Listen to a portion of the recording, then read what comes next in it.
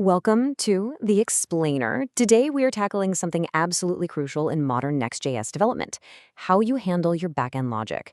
We're going to cover the old way, the shiny new way, and most importantly, the right way to choose your tools. So, if you're building APIs in Next.js, you're going to want to listen up because the rules have totally changed.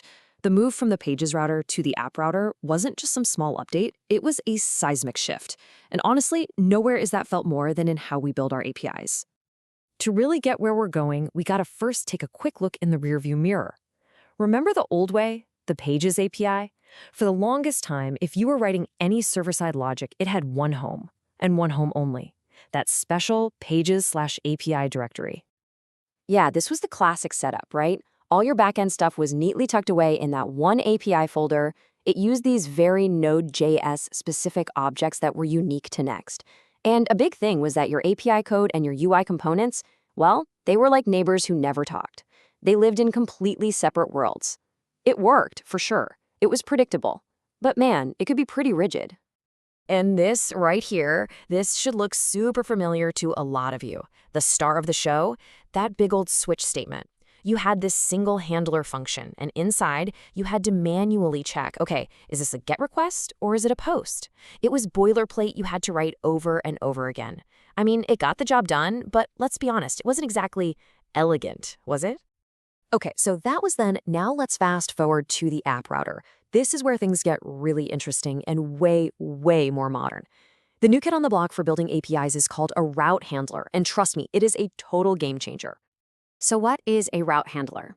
At its core, it's just a file named route.js or route.ts. But here's the magic. Instead of being stuck in that one central pages/API folder, you can now drop this file into any folder inside your app directory. Think about that. Your API endpoint can now live right next to the UI components that actually use it. Huge. And this slide really gets to the heart of the change. It's a fundamental philosophical shift. We're throwing out those old Node.js-specific objects, and instead, we're embracing web standards. We're talking about the standard request and response APIs, the same ones you've been using in the browser or in service workers for years. This is awesome because it means less to learn, and the skills you already have are now directly applicable. Look at how clean this is. The switch statement is gone. Instead, you just export a function named after the HTTP method. You need to handle a GET request? Export an async function called GET. A POST request? You export a function called POST. It is so much more declarative, so much easier to read. It practically documents itself. Okay, this table is a perfect summary. We went from one pages/API folder to a route.js file anywhere. We went from node-specific APIs to web standards. We ditched the ugly switch statement for beautiful named exports. But for me, the real killer feature is that last row, colocation. Your backend logic isn't off in its own little world anymore. It can live right alongside the feature it supports. This is a massive win for organizing big projects. All right, so route handlers are awesome. Problem solved, right? Well, not so fast. Just when we thought we had it all figured out, the app router introduced another powerful tool for server-side logic, server actions. And this, my friends, is where a lot of the confusion comes in. You might be asking, so which one should I use? But that's kind of the wrong question. It's not a competition between route handlers and server actions. Think of them as two specialized tools in your toolbox. The real skill is knowing which one is the right tool for the job you're trying to do. This table breaks it down perfectly. Here's the core difference in a nutshell. Think of a route handler as the public-facing front door of a restaurant. Anyone can walk up, look at the menu, which supports all HTTP methods, and place an order.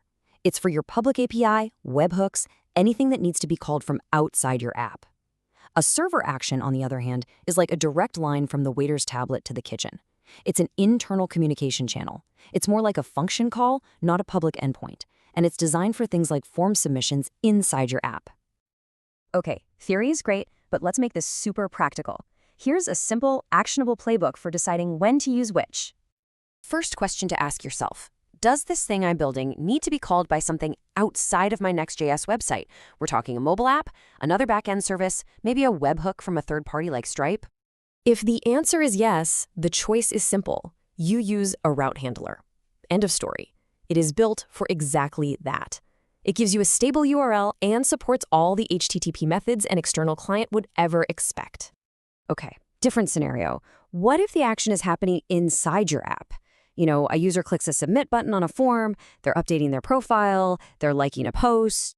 In that case, you should almost always prefer a server action. Why? Because they are so much easier to work with. You can literally call an async server function directly from your React component. No more writing fetch boilerplate, no more managing loading states. It's a huge boost to the developer experience. So let's bring it all together. We've seen the old way, the new way, and the which new way do I use dilemma. What's the final verdict for mastering modern Next.js apps?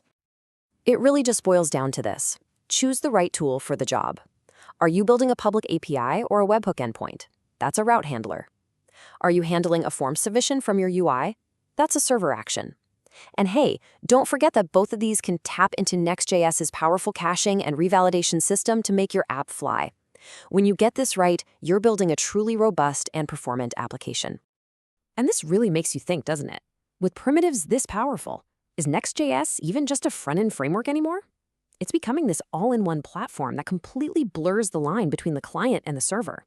It really begs the question, are we heading towards a future where, for many apps, the whole idea of a separate backend just disappears?